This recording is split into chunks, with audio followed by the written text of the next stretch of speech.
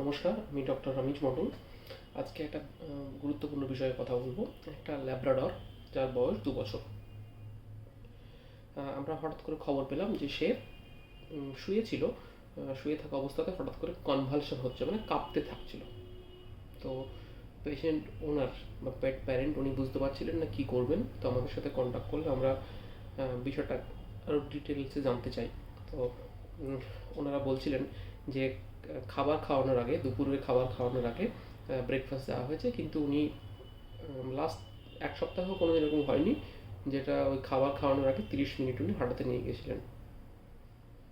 এবার এর বেশি আমরা কোনো তথ্য ওনার কাছ থেকে জানতে পারিনি। তো তারপরে আমরা আলটিমেটলি দেখি পেশেন্টকে। দেখার পর দেখা যায় যে ওর বডি ওয়েটটা আগে ছিল 32 বা 3 কেজিস, এখন 43 and 4 কেজিস, মানে 44 কেজি বডি ওয়েট হয়ে গেছে। কেউ কিন্তু ঠিকঠাক উত্তর দিতে পারছেন না, বা অনেকে বুঝতে পারছেন না যে এই বডি ওয়েটটা কীভাবে গ্রো হচ্ছে। কেননা আমরা একটা ফিডিং শিডিউল বানিয়ে দিয়েছিলাম, তার কোয়ান্টিটি মেনশন করা ছিল 35 কেজিকে স্ট্যান্ডার্ড ধরে। তো সেখানে কেউ বলতে পারছেন না। তো অনেক তথ্য হাতড়ানোর পর আমরা জানতে পারলাম যে ওকে একটা ট্রিট দেওয়া হয়, ট্রিট। এবার যে কোনো ট্রিট তৈরি হয় কী দিয়ে? ম্যাক্সিমাম ট্রিট তৈরি হয় ফিলার দিয়ে। ফিলার, সেটা কার্বোহাইড্রেট টাইপের কিছু ফিলার থাকে বা সেলুলোজ থাকে, সেগুলো কিন্তু ফুড ভ্যালু জিরো। যেহেতু ফুড ভ্যালু জিরো, তাতে কোনো উপকার হয় না, বাট ক্ষতি হয়। এবার ওই ট্রিটগুলোতে সুগার কন্টেন্ট থাকে অনেক হাই। এই এই সুগার কন্টেন্টের জন্য ওবেসিটি হতে পারে, এবং সেটা তার জ্বলন্ত উদাহরণ। তার সাথে সাথে অনেকেরই ধারণা যে আমার কুকুর বার্ক করছে মানে আমাকে কিন্তু খাবার একটা বড় বোলে নিয়ে বসে থাকতে হবে। এটা কিন্তু এরকম নয় ব্যাপারটা। ওদের না স্টমাকটা অন্যরকমভাবে তৈরি, আমাদের থেকে অনেকটা আলাদা, এবং অনেকটা আপনি যদি জানতে চান আরও ডিপ অ্যানালিসিস, তো 80% সিমিলার, 20% ডিসিমিলারিটিস আছে আমাদের সাথে। যেহেতু ওরা অব্লিগেটরি কার্নিভোর ছিল একটা টাইমে, কিন্তু এখন মানুষের মতো অমনিভোর হয়ে গেছে ওরা ইভলিউশনের সাথে সাথে। তবুও বলছি, যখনই ঘুম থেকে উঠছে আপনাকে যেমন ব্রেকফাস্ট দিতে হবে, আর দিনে 2টো হেভি মিল, ইন লাঞ্চ একটা, ডিনার একটা। আর লাঞ্চ ডিনারের মাঝে একটা গ্যাপ থাকে, সেটাকে ইভিনিং স্ন্যাক্স হিসেবে আপনি যে কোনো খুশি দিতে পারেন। সেটা কি দেবেন আপনি আমাদের এইখানে ভিডিও দেখতে পারেন, অথবা আপনি আপনার নিকটবর্তী ডাক্তারবাবুর সাথে আপনি ভিজিট করছেন বা হাসপাতালে যাচ্ছেন, তার সাথে কনসাল্ট করতে পারেন। যেটা মূলত আমি আপনাকে বলছিলাম যে এই ওবেসিটির মূল কারণটা কি।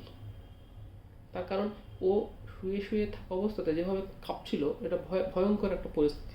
মানে মনে হতে পারে যে কোনো একটা স্ট্রোক টাইপের হচ্ছে, বা কোনো স্ট্রেস কন্ডিশন হচ্ছে, বা ইসেমিয়া হচ্ছে, বা অক্সিজেন পাচ্ছে না ব্রেন, কিছু অনেকগুলো সমস্যা হতে পারে, এবং পেশেন্ট ওনার সেরকমই ভাবছিলেন।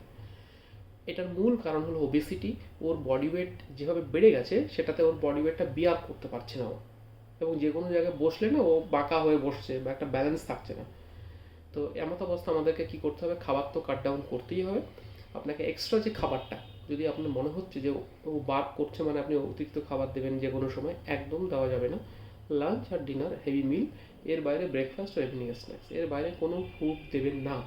যেহেতু ওরা আপনার বাড়িতে থাকছে, ওর নিয়ন্ত্রণের মতো আপনি তো করতে পারছেন না।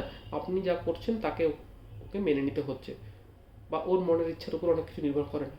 এই জন্য যখন কোনো ডাক্তারবাবু বা কেউ আপনাকে সাজেস্ট করছেন, তাহলে সেই সাজেশন ওয়াইজ করলে কী হবে, ওর মাথায় একটা থাকবে রিফ্লেক্স অ্যাকশানে যে আমাকে এই সময়ে খাবার দেওয়া হবে, সেই মতো এনজাইম সিক্রেট করবে।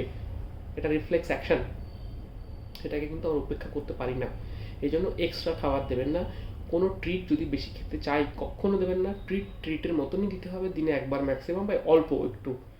বড় 40 কেজি ডগ মানে আমাকে 10টা দিতে হবে, এরকম কোনো ব্যাপার নয়। আর বিস্কিট দিতে চাইলে গ্লুটেন ফ্রি বিস্কিট রেকমেন্ডেড। যদি অন্য কোনো বিস্কুট দেন অল্প পরিমাণে দিতে পারেন, 2টো বা 4টে pieces, irrespective of any kind body weight. তো এই আলোচনা থেকে আমরা জানতে পারলাম যে ওবেসিটি একটা খুব ইম্পর্টেন্ট বিষয়। যাতে ওবেসিটি যদি হয়, সেখানে অনেকগুলো সিচুয়েশন একসাথে হতে পারে। সেখানে হেল্পলেস অনেকে, যিনি ওনার এজেড একজন ওমেন, তো সেখানে কোনো সমস্যা হলে কিন্তু হট করে ডাক্তারের কাছে যাওয়া বা কোরিলেট করে, এগুলো কিন্তু সমস্যাদায়ক। সেখানে হয়তো অজ্ঞানতার কারণে প্রাণটাও হানি হতে পারে। যাতে না হয় তার জন্য কিন্তু উপযুক্ত ব্যবস্থা সবাইকে গ্রহণ করতে হবে।